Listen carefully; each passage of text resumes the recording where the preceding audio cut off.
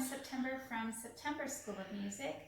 Our studio is based out of Lebanon, Tennessee, and lately I've been sharing some videos about the piano and reading music. So today I wanted to share another video with you, but also wanted to invite you that if you have ever had a question about music or the piano, any kind of sign that you might see in sheet music anywhere, or any kind of question that you're like, what's that? Leave a comment down below and we can talk about that maybe next time. But today I wanted to talk to you a little bit about note values. So notes are everywhere in music. You've seen them before. The one thing that all notes have in common is they have a head. There is kind of an anatomy to notes.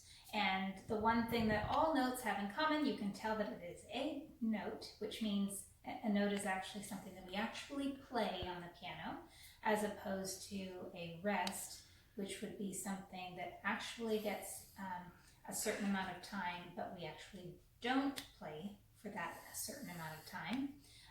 But notes, we play on the piano. So it is an indication of something that we actually play a key on the piano. But each one is a little bit different in how long we hold for. So going back to the anatomy of a note, every single note that you will see will have a head. It's that circular round part of it. Some notes will have stems, a little stem going up or down, and some notes are filled in and look black on, the whole head of the note looks black, or it might be white, an unfilled note. So over here we have a chart on note values. There are more notes than these, but these are the most common, mostly used notes that we'll see most frequently. So over here you'll see that we have the notes. Here in the middle says how long we hold them for, or how many beats they're held for, or I call that value. And then on the right side we have its equivalent rest. So for instance, this first one is called a whole note. It gets 4 beats, and its rest looks kind of like a hole in the ground.